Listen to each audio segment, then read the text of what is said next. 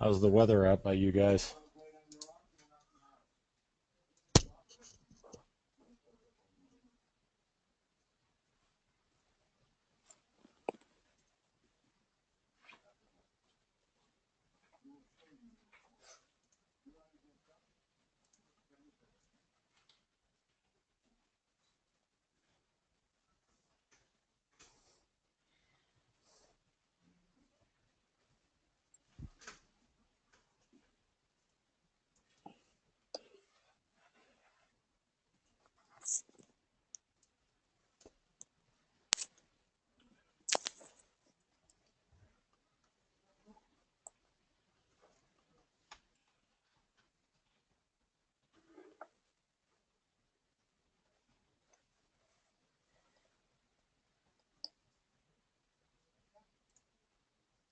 So, Tom and Max, I'll just go ahead and ask you while people are still joining, and you'll need to unmute your phone. But have you both had the chance to watch the four previous webinars provided? This is Tom. Yeah, I actually, Lauren, sat in. I don't know if you did it the past 2 years or the Yeah. 2 years prior, but sat in on those and then kind of refreshed myself over the winter and the spring. Nice. Okay, great. Thanks for communicating that. And Mark, what about you? Have you had a chance to watch the four previous webinars? Yes, I when you sent them to me and we talked last, about a week later, I went through them Okay. and I did a little refresher. Okay. Went through those. Great. Well, thank you guys for doing that. That answers a lot of questions ahead of time. I'm always amazed how often people will come to the table and have not, um, watch the series, and it really is pretty informational. So that's great. Well, good. Well, we're the national office is in Berkeley, California. So, but I'm actually on Wednesdays we all work remote, which is a wonderful side benefit. But it is extremely warm out in California. I'm curious what type of weather you guys are having. Is it nice out there as well in Florida and Illinois?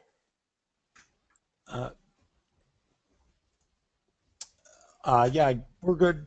Here we're in the 90s, and Oh then my it'll gosh. rain. Yeah, yeah, and thank God the humidity hasn't hit, but it's coming because we just got started getting rain this week. We didn't have rain for a month or two. We had like one day, and that was nothing. So, but it's been hot, like in the 80s and 90s. Now it's been solid, like 96, 92. And we just the other day had rain and get some rain tonight and tomorrow afternoon, and then it looks like it'll clear up for us. But Great. I get to go mountain biking in the morning, so that's always nice. Nice. Yeah. That's We've had in Illinois a very cold, wet spring. I'm in the southern part of the state, actually south of St. Louis, but on the Illinois side. So it's kind of the water has kind of laid waste to a lot of the mountain bike races that were scheduled for the spring, which often happens. I think it's better for us to shoot for fall activities. The weather's a little more predictable. right. Yeah, it's really interesting. And I believe we touched base on this in the presentation, but we originally were much more spring heavy with our leagues, but now, um, oh, I see. Huh, interesting. My boss is not on the right webinar. um, yeah, that tends to happen. He said he's on the link provided. You guys just use the link provided, correct? In the email I sent. Correct. Okay. Yes.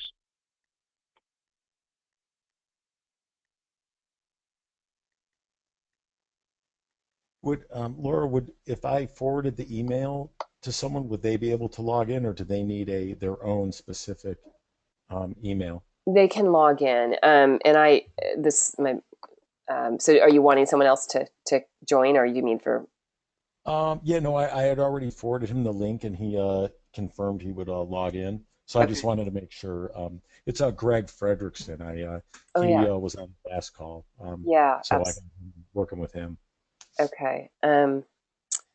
Interesting. So yeah, so bear with me for a second. I'm just going to text Austin. I'm not sure what is going on.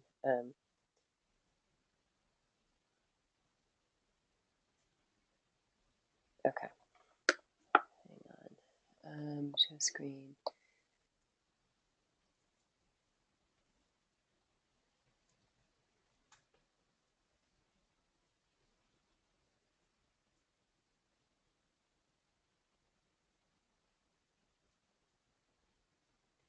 I'm just wondering if other people are having difficulty. But you guys, if you use the most current email, that makes sense.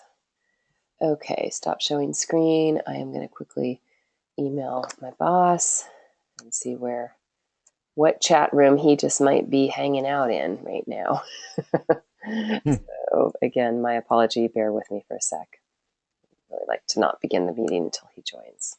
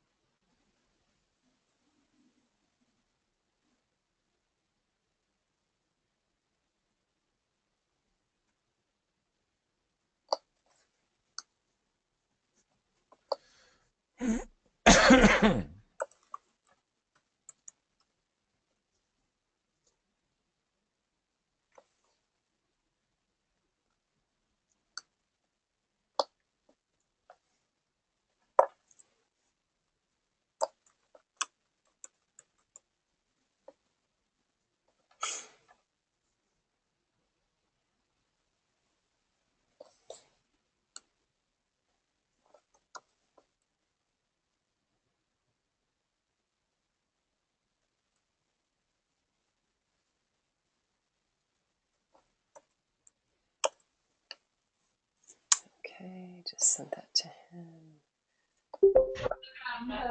Mom, you can go now. Yeah, that's her. No, he did great. They did great. He's really good. So much. Who just joined us?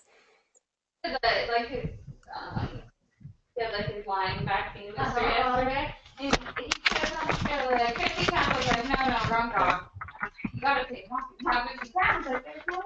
And we put him back on. She's like, okay, 50.1. I was like, what? No, are you serious? Yeah. I'm like, I just muted that person. Okay, so my boss should be joining momentarily. And I see that Greg Fredrickson has joined. And I will unmute him now. Greg, Greg, have you joined us? Can you hear me? Yeah. Yes. Okay, Greg, if you could mute your phone, we have a lot of background noise. That'd be great. And we're just waiting for a couple more people to join. We've got a little bit of a late start here, and I can mute you as well, Greg. But in case you, that would be great. Okay, I'm trying now. Okay, perfect, sweet. I see Austin is on. Hi, Austin. Yeah, hi, I'm here. Can you hear me? Yep, great. Great. I will mute. Okay, perfect. Thank you. So welcome, everybody. I will get my screen fired up. I have Greg and Tom. Greg from Florida, and then it's and Tom from Illinois, and then Mark from Florida. Did I get that right? So we have three people on the call, and I am recording the call. Actually surprised some of the other regions have not joined yet, but hopefully they will, or we can send the recording. But I'm glad you guys are here, and I thank you for hanging in there while we got rolling. So I'm going to go over to the presentation here and get going. And just confirming everybody can hear me okay. Yes. Okay, great. Well, again, thank you for joining us, for watching the previous webinars. We've actually had a lot of interest in becoming associated with NICA. I know I've spoken to some of you over the past, and there, spent a lot of questions.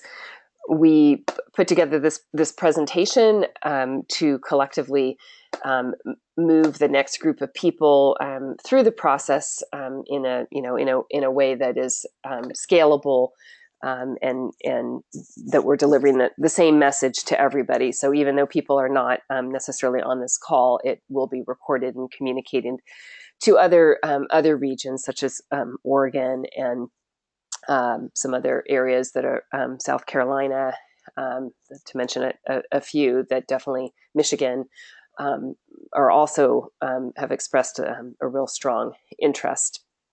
So what I plan on doing today, well, first of all, is we'll do brief introductions, and then I'll jump into the presentation. As I said, I'm Lauren Denzing, Senior Program Director at NICA. That's me over on the far left side of the screen. And then Austin McInerney, our Executive Director, is also on the phone, and that's him sitting in the chair. Austin, do you want to say a quick hello? Yeah, hi folks. Appreciate both, if I got this right, Illinois and Florida. Yeah. Calling in. So fantastic to have your interest, and just look forward to walking you through the slideshow that Lauren has taken the bulk of the responsibility developing, has done a good job, and so we hope that if this material doesn't answer your questions, we will both be happy individually or together talk to you afterwards to make sure you have all the information you need to make a sort of decision on whether or not you want to continue to sort of pursue working with us. So please don't hesitate to reach out after this call, and we're very open and I think approachable group of people here. So you can see the staff in the photo. I mean, as just a way of introduction to the rest of the staff, these are all the folks that work here at the national office located in Berkeley, California, except for the person standing behind my right shoulder, Bruce Martins. He's our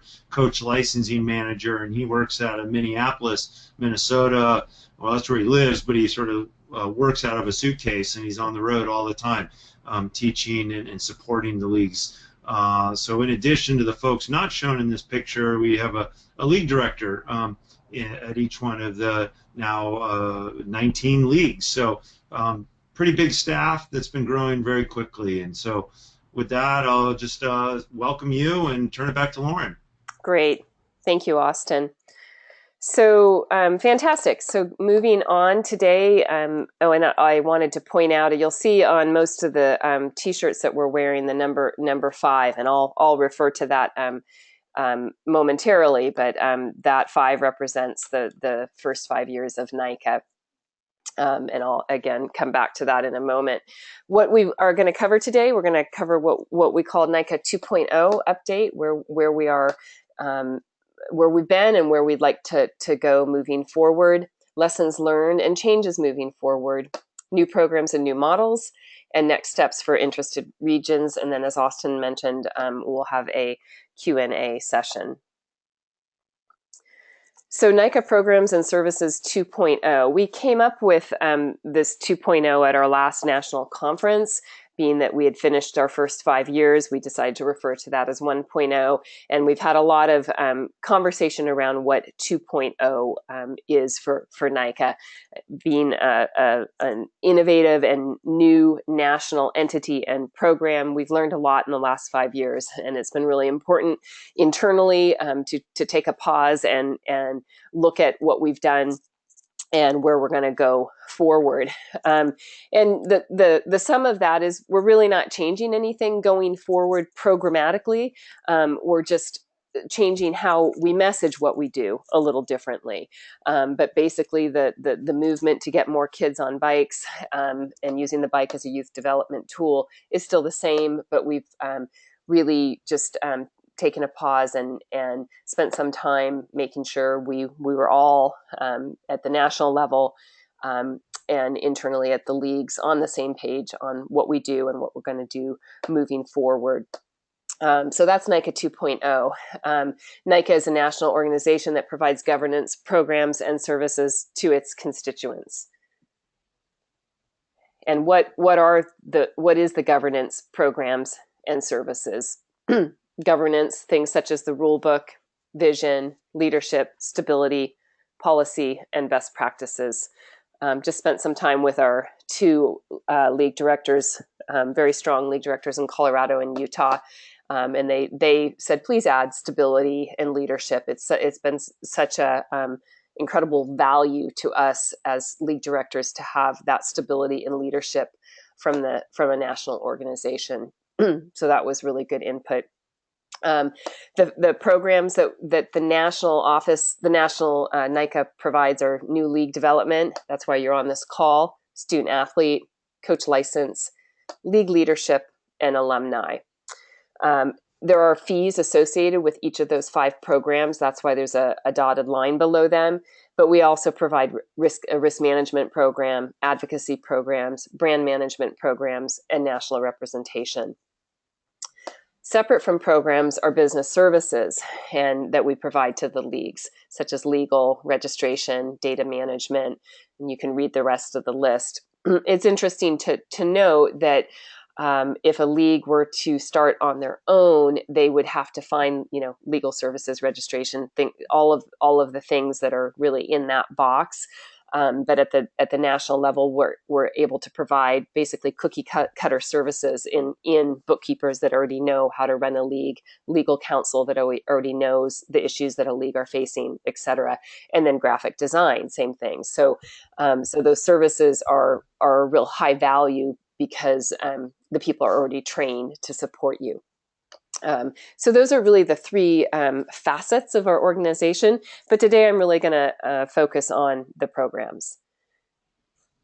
What is the difference between a service and a program? All NICA constituents participate in their respective program by paying their program fee, and all other services provided by NICA are billable to the league on an hourly or fee per service rate. What are our NICA programs? New league training and development, student athlete membership, coach licensing, league membership support, and alumni program in development. So those are really the 5 core programs that have a fee associated with them at NICA. And then again, the inherent programs, risk management, national representation, advocacy, and board management. This is a picture, a great picture of a leader summit, I believe in Georgia.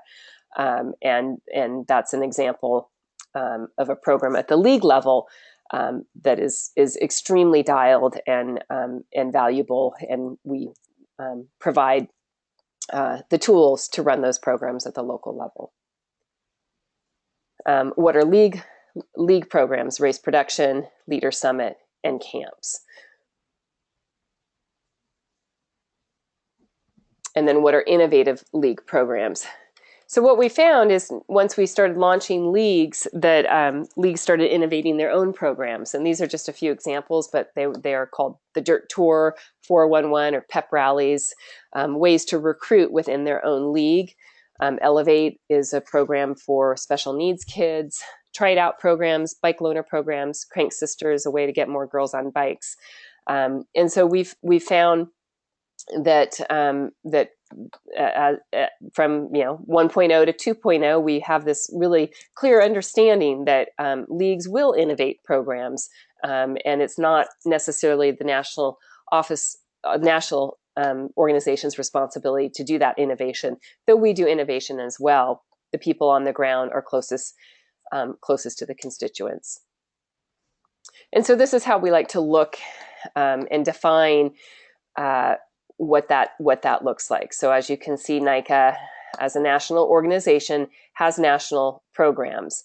And again, if you follow the money or follow the fee structure, those first 5, new league development program, league leadership program, student athlete, coach, and eventually alumni are programs that are supported by a fee structure.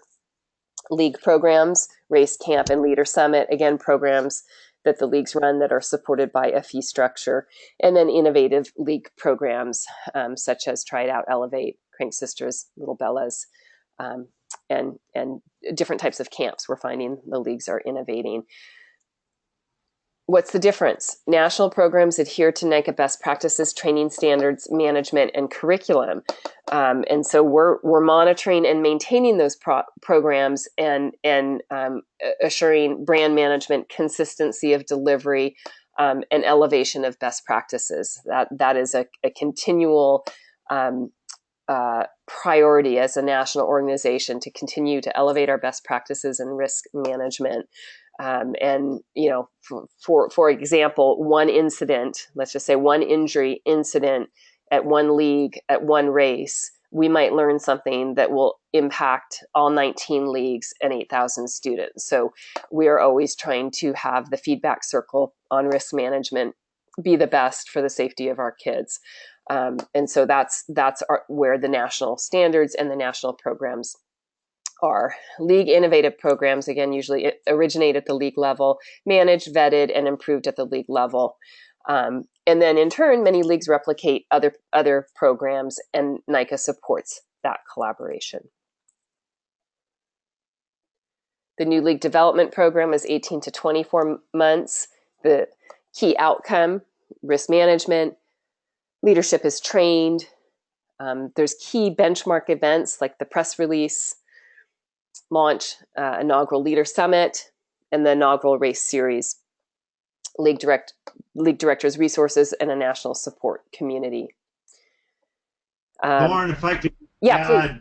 Absolutely. You know, there's those blue bubbles there, just to explain that when we partner with a new region, we put them in a sort of a timeline, you know, and that beginning is in year 0 when they first come on, and they're referred to as an emerging league at that time. And during that period of time, which could be 6 months to a year, the activities are really focused on outreach and sort of building a presence, and then transitioning into the first year that they would actually be holding a race series is when we would refer to the region as a project league. And you'll see these in the next couple slides, where after some number of years of being a project league, there's the option and opportunity to become a chapter league, which means that the region has incorporated within that state and is starting to build its own legal sort of business practices, with ultimately the option to become an affiliate league, which is for organizations that have their own nonprofit status and then fall out from underneath the NICA's nonprofit status and turn around and contract with us for certain services as an affiliated organization. And so I just wanted to make sure that people understood what those 4 different blue ovals that you'll see here over the next couple slides are. Yeah, thank you, Austin. And that in the earlier PowerPoints, I think it's actually PowerPoint number 2, the NICA relationship with the leagues. You see these ovals under a NICA umbrella. So thank you for referring back to that, Austin. Super helpful. So the emergent leagues, and actually I'll point to this this picture first. This is Alabama's first race, and incredibly dialed. So at that point, leadership is trained, coaches are trained, recruitment has happened, and the new league development process is complete, and it looks like a race series has existed for a long time. Also, at this point, your student athletes and your coaches and the parents they've come to an event, they've drank the Kool-Aid, they will become your best marketers and recruiters and advocates for the league at that point. So the professionalism and delivery of our programs speaks for themselves. So that's a testament that we've continued to find. The 2-year, what we call league development fee, as I said, as it says here, it's a fee structure that is presently being reviewed by the board of directors, and so we'll come back to that at the end of the session and let you guys know what we know at present and where we think we're going. But it is under review. Moving forward, the league membership program, and again, you can see the project leagues, affiliate leagues, and chapter leagues. And what does that membership? What would an Illinois membership or a Florida membership mean for your constituents? So it would mean that you as a league director would have access to the National League Directors Community of Support, and your students have access to become NICA student athlete members. Your coaches have access to be coach licensed members. You have access to league directors resources, brand and endorsements, and then the business services that we just talked about. You also have access to executive leadership support and development, the NICA conference, crisis support, that often does happen. Not every league, but crisis support is paramount. Guild trainings and updated curriculum. So the national team will continue to train your staff and keep them up to par. So not only do we have a network of, for example, 19 league directors, we have a network of 19 chief course marshals that are trained and delivering the best risk management as a course marshal manager at each race in the United States. Access to the National Risk Management Program, and then current and new program development, as we mentioned before, Race Production Leader Summit camps. It's ongoing. Same as before, that fee is presently being reviewed by the board, and so an adjustment is coming out. I will speak I'll speak to that at the end. Sorry, I'm getting ahead of myself. So that's basically the value of being a league member, ongoing, and the value, as explained earlier, of the new development membership. We then go on to what the student athlete membership is. The student athlete program includes, again, access to National Risk Management Program. So the student athletes of a league, we feel confident, are getting the best risk management in the United States available for youth mountain biking. There's nowhere else where 8,000, we have the data on it, presently 7,500. I think we're anticipating 8,600 student athletes by the end of the year, and 4,000 coaches by the end of the year. So we say that with confidence, and by being a part of NICA, you're giving your student athlete access to that risk management, educational scholarships, NICA IMBA Teen Trail Corps, that's an advocacy program, national awards, national promotions, access to the alumni program, part of a NICA movement and a national community. We have a lot of the student athletes that really identify with a NICA value and the core values. And then they give input into the direction of the program. We take a survey and we take action based on that. The student athlete fee has been $25. The student pays that, and that's under review for 2.0 as well. The coach licensing program includes Leader Summit training, membership support, ongoing training, a national community of coaches, webinars, accreditation, camps, access to coach discounts, and part of the NICA movement. And that is currently $25 and under review. So at this point, I'm going to move into what we're calling lessons learned, and this is sharing some of the reflections of the past 5 years and where we're going forward. What we have learned in the past 5 years, other than flying a plane while building it at the same time, is that the leagues have for the most part, the leagues that have followed our training and implemented a really creative marketing and outreach process have become incredibly sustainable and financially stable leagues. So much so that many of them the league directors draw full-time salaries. Some even have additional full-time support. I think we have two, maybe 4 leagues now that have a second full-time support, and many of them pay their their race staff on the weekends to support the race. We've looked at what we've done, and when I say we mean the leagues, all of us collectively, and we feel confident that the programmatic model works. What we've been reflecting on and spending time analyzing, doing a lot of financial analysis on what NICA needs to charge so that NICA is as sustainable and financially sound as the leagues. And by no means am I saying that NICA is not financially sound, but just making changes in the direction to make sure that the fees for the programs are covering the programs that the national office is delivering, and becoming less reliant on sponsorship. That is a normal development in the life of a not-for-profit. People or sponsors will typically fund a new league or new development or a new organization, and then sponsors want to see that organization is becoming sustainable and financially sound into the future. So the leagues that are knocking at our door at this time are entering rate when we're having this conversation and this analysis, which is pretty much at conclusion. We just don't have those final numbers, to present today.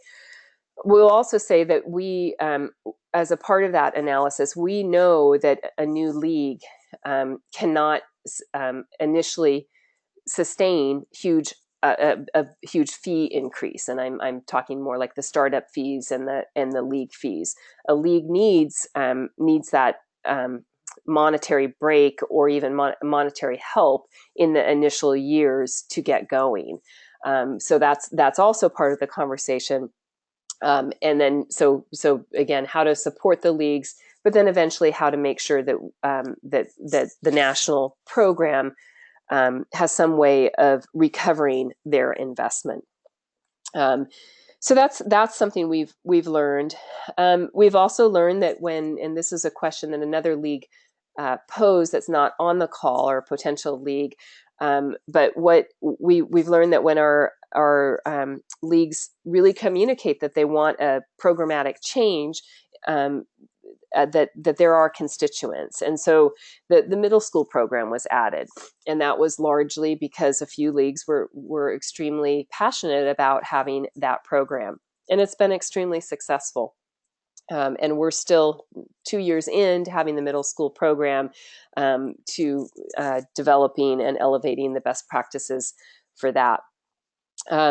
We've also learned that the league directors want to be on the board, and so we now have 3 representatives from 3 states, so that from the board. So our board is a diverse board with a representation actually from the leagues, and that excites us. We've learned that the NICA rules may need to change to accommodate state, local rules or requirements mandated by, for example, the national or state school agencies. So we've had to make adjustments per state on some rules, and those are pretty small, but it's been a process that we've learned. We have learned that existing race series, and again, another state has asked this question that hey, we already have a series. Can we just flip it and put NICA on? Is there a way that we can blend and do a different program? We've actually tried that, or combined program. We've tried that, and both situations, the promoters were like, we're a little ways in, and we really feel that this program needs to be completely all NICA. We get it, and it's just better to go through the complete training and the complete launch and present and run the program under the NICA best practices. So that's what we've learned. And then the most important thing is we've learned that the existing 19 leagues, as excited as they were in the training that we provided them, and excited that we moved on to train other leagues, they really want more support ongoing. And so this pause from 1.0 to 2.0 has been to make sure that at the national level we're supporting our existing needs with leagues with their existing needs, and can we do that and continue to grow. So those are that's the summary of the lessons learned and changes moving forward. We've also had a few states ask if we would be warm on the idea of perhaps starting a new program like cyclocross, or again a new model like an existing program folding into the NICA model. And we're always open to suggestions, open to new models. But we just ask that a business plan be presented to NICA so that it can be reviewed beyond ideas, that it be a program presentation. So that's that's an example, and an example of the middle school. It was a new program, and we did adopt it at the national level. So that's the new models. And again, though we're open to that, the commitment to the existing programs and the existing leagues, we need to make sure that that voice and that resource is there. So next steps for interested regions. Thank you again. You've all watched the webinar series. From NICA, we will provide links to the updated bid process, which will include, if you are looking to present a different idea or a different model, certainly open to receiving that. And then we're accepting bids now for the 2018 season, and they'll be reviewed in the order they are received. So that's basically where we are. And I think, so we have plenty of time. We just wanted to bring you up to date on our process, and then have a discussion. So with that, before I open the discussion, Austin, is there anything that you wanted to add to what I just shared? Not really. I mean, I think you did a great job of just covering the sort of nuts and bolts of where we're at. I'm most interested in really hearing from folks that are on the call, sort of what thoughts or questions you guys have, and where interscholastic cycling may or may not be in your respective regions, and whether or not you think there might be a fit for what we're offering to work in your area. So so that's all I would ask at this point. Great. Yeah, so we'll open it up now to and I'll see if other people have joined at this point now. So yeah, so Greg, Mark, or Tom, may we answer any questions?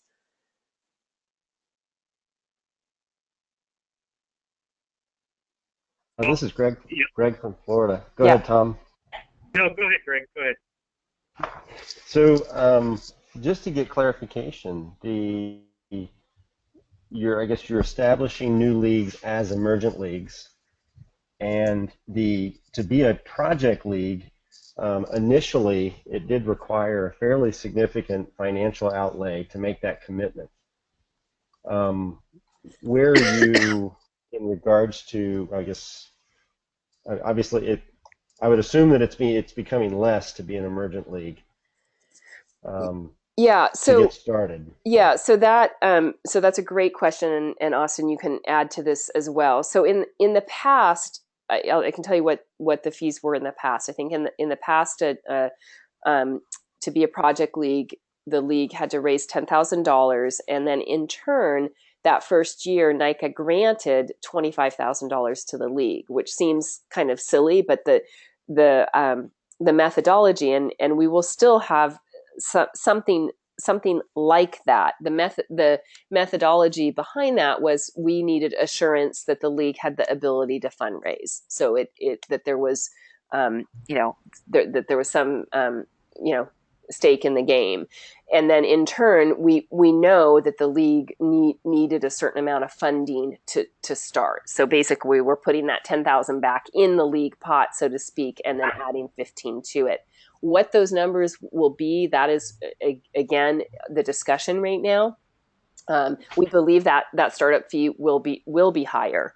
And mainly because we have seen that leagues really have a great ability to fundraise, because they are they're bringing a new program to their state, and then especially with the validity and confidence of the national organization now. So it's not like 4 years ago when there were only 5 leagues. Now there's 19, and so we have found that the development of the fundraising is not as arduous as it was initially. Does that answer your question? Yes, it does. Okay. And then I guess another question in regards to that is, as an emergent league, at what point is that league, if accepted, able to start to use some of your propaganda, some marketing material, so that immediately, yeah. So once the contract is signed, basically. So we have a contract, and once that is signed, you're immediately available, to use that, because that is what is going to help you. And we have marketing, we have cookie cutter marketing materials. So basically, the process is that, first step, your league logo is developed either internally by us, or if you have a graphic artist, that's fine too. But it's developed to fit the similarity, and then that's just dropped into any existing collateral. We find again that the leagues create and are so creative and phenomenally successful. We're often borrowing from, the latest and the greatest often comes from the leagues, and that's what we usually provide to the new leagues. So yeah, and back to the financial aspect, and we the management team had a meeting yesterday on this. We want the leagues to be successful, so it's that's what we're here for, is to get more kids on bikes and to develop leagues that are sustainable and go on in perpetuity. So that, and we understand that there's a ramp up phase. So, any other questions?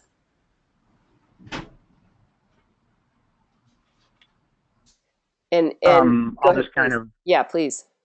Just checking in from Illinois. So we had our first screening of single track high. Nice. Yeah. This winter.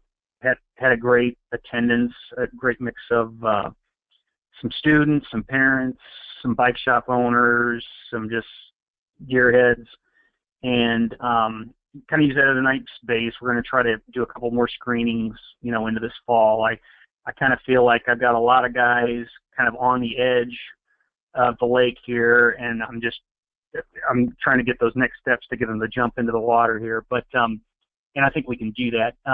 I know at one point you had, a pretty strict, if I remember, time frame at which you accepted and reviewed the proposals. Right. Is that less formalized now? You're going to look Yes. at them throughout the year, or Yes. do you still have a? Correct. So they can be submitted first, when you're ready. The bids can be submitted. Okay. Again, we'll provide the link, and it's password protected, and so we will provide that link, and then as you're ready, and basically at first, what we found is 3 leagues a year is the maximum. 2 is ideal. The resources that we have at the national level, because of the extensive training So, for example, one of our team members was out in Alabama. You saw that first Alabama race, but our team member was out in Alabama training 9 people from Arkansas and Pennsylvania. And so, that's an extensive training, and those team members now have, and that's only one touch point to train. So we found that 2 to 3 leagues a year is doable, and we have 3 for 2016, and we have 2 for 2017. So really the next slots are 2018. Okay. And then second question I have is, are you focused as an organization now on having state-specific leagues, or are you open to other models? And this is the scenario we're kicking around here is we're downstate. We're not the Chicagoland area is the area we're drawing from, but we're very close to the St. Louis metropolitan area that has a great mountain bike community, bigger population, more bike shops, all those kind of things. And are we kicking around the idea of like a gateway type league submission, being both sides of the Mississippi River, encompassing both kind of regions? But we don't want to get too serious about that if that's not within, your kind of ideal world. Yeah. Yeah, no, Lauren, let me yeah, to please. that. Yeah, please. We're very open to that, and I think so far we, the sort of low-hanging fruit have fallen, and in some ways, we've reflected now, like our Texas League, the state is so massive that it's unrealistic for people to drive from Dallas to the southern part of the state, and in fact, we may need to have conferences. I mean, our California leagues have done this already. NorCal split into a North and a South conference, but it's still the NorCal League, and then the Southern California is a whole standalone league. So there's 2 leagues within the state, and I think that that's probably the way to go here in the future. And I'd be curious, what you might call that. You said, I don't know, gateway, or I mean, I've thought there's certain areas like a Chesapeake Bay regional league. Right. Encompass like 6 states on the East Coast. So it's really just a matter of what makes sense in each region, and if you can put together a proposal that has interest from across the river there, that'd be really cool. And Okay. we already have, we have Minnesota and Wisconsin are obviously 2 separate leagues. However, there are some teams that are right on the border, and in terms of travel time, it makes sense to compete in the other states' races, and they're doing that, and it's fine. It's just for some kids that maybe they're in Wisconsin, they don't necessarily want to be in the Minnesota race series, but they get over that real quickly when it gets down to race day. They're just in the race. Right. I think this is an area for a lot of growth going forward. These new regional programs. Yeah, exactly, and the the inclusivity value, we want what makes most sense for the student athlete. So we are totally warm on that, and it is indeed happening.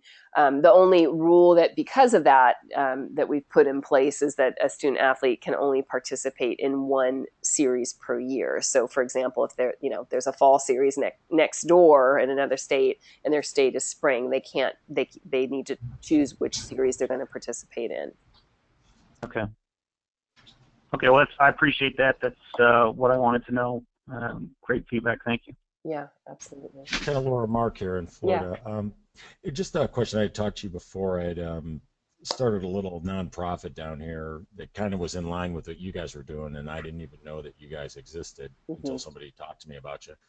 And I'm now in my first year. We had our first event going on, and we had 2 more events going on for the the downtown a cyclocross crit type race. Yeah. It's for adults, but I've had 3 2 16-year-olds and an 18-year-old racing it. They love it.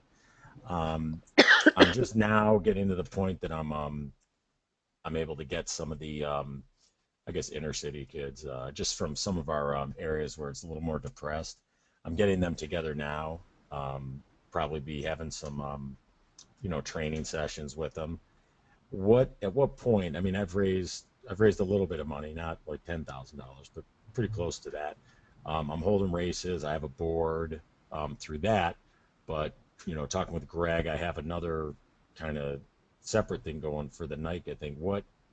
In what way does that kind of coincide, or does NICA, is it on its own, or if I started doing the training with the kids with my nonprofit I have now, does that just morph into yours? Do I get rid of mine and just put it all under NICA, or how does that work? Yeah, so Mark, refresh my memory. I believe you were the one in Florida. You have like a really creative cyclocross programs, like through warehouses, and like really doing some unique ways to get the kids on bikes in your region. Is that correct?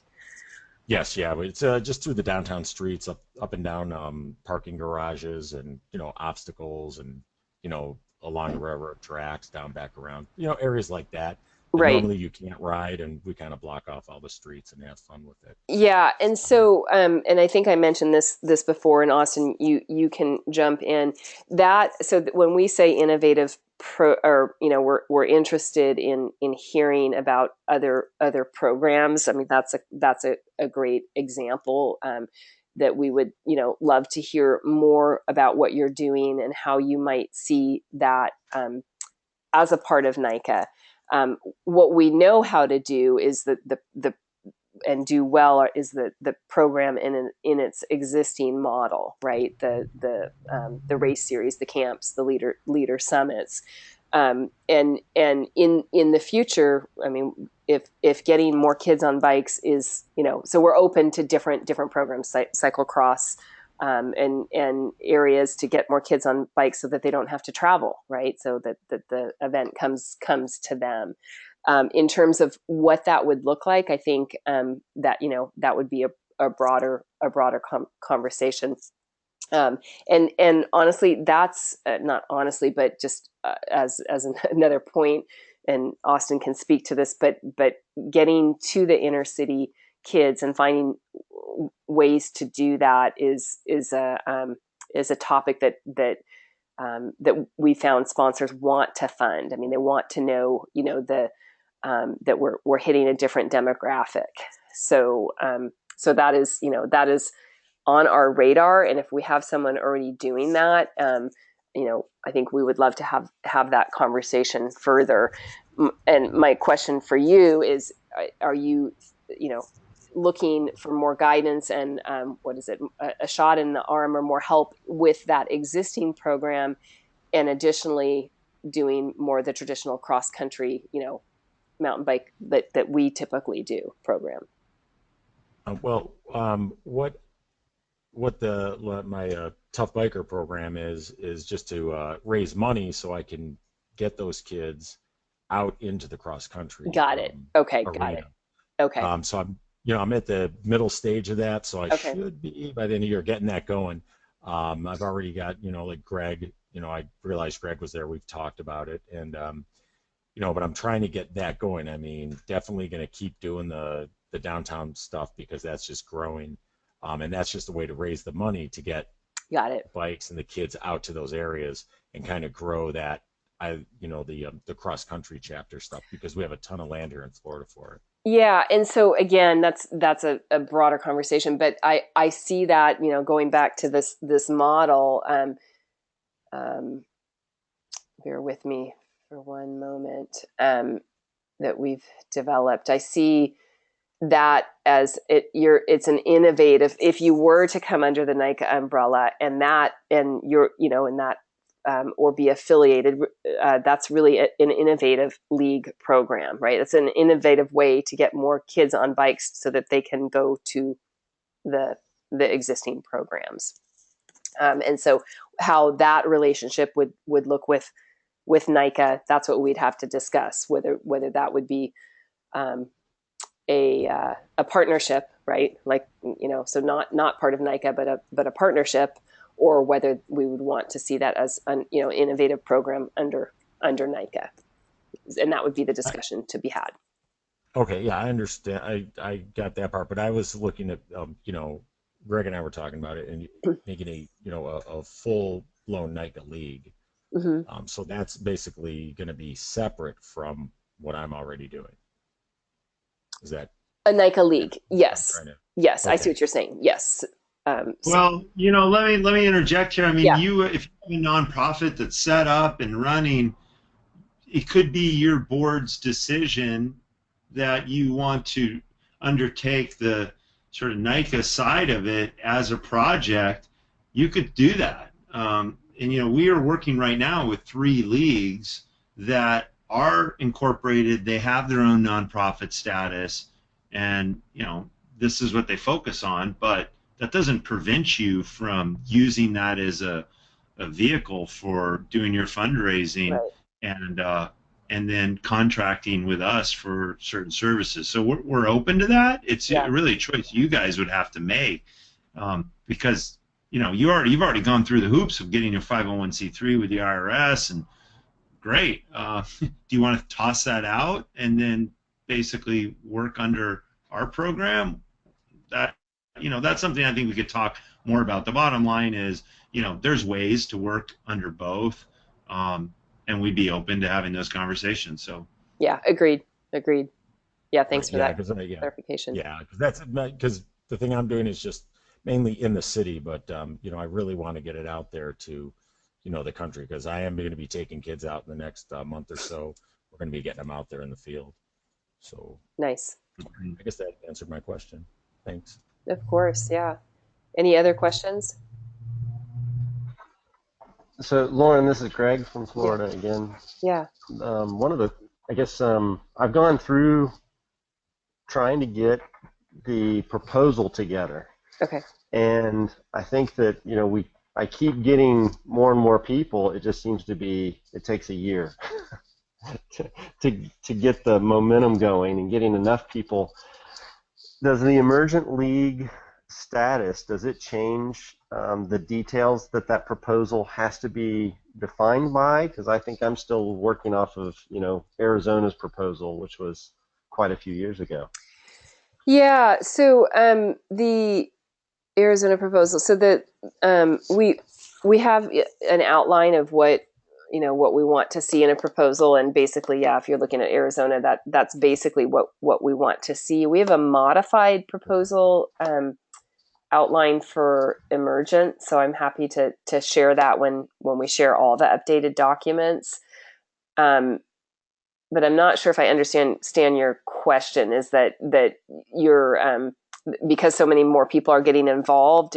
You're what? Yeah. So can you what's the heart of your question? I'm a little unclear. So I think that the biggest problem is finding a person that would help be responsible for a specific area of Okay. the chapter. All right, when you're trying to establish it, and we didn't have a league. We didn't have necessarily a marketing connection, and we didn't have a legal connection.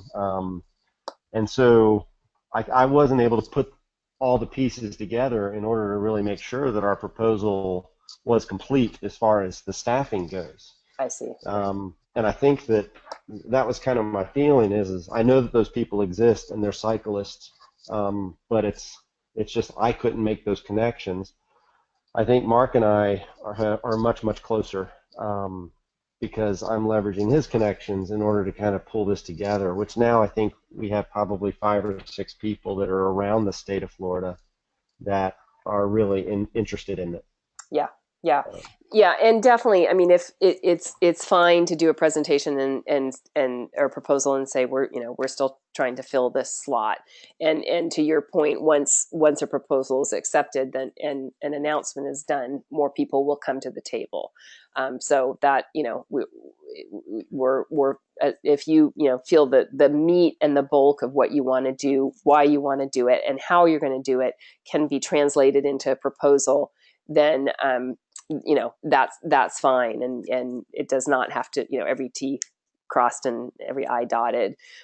We want to know that there's key leadership in place, and that when we turn and work with you, partner with you, and in turn, partner both by our resources, but which is monetary, but also provide funding if we can, that you're going to be successful.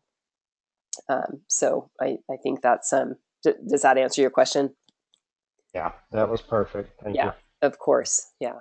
And it's interesting, and Austin can speak to this, that often the founding leaders are not necessarily the leaders that stay in place. I mean, it really, launching a not-for-profit program, obviously it's a lot of work. We do find that even in that proposal, people will say, yeah, I'm game, I'm in, I will support you. And then, the proposal gets accepted, and the league director calls on these people, and they really don't have the time. And so you end up shifting, midway. And we've seen that actually, in our last two leagues, that there were some pretty significant shifts, and that's fine as long as there's enough bulk leadership, to keep the ball moving forward. Great. Any other questions? These are great questions. You guys have done your homework. It's good.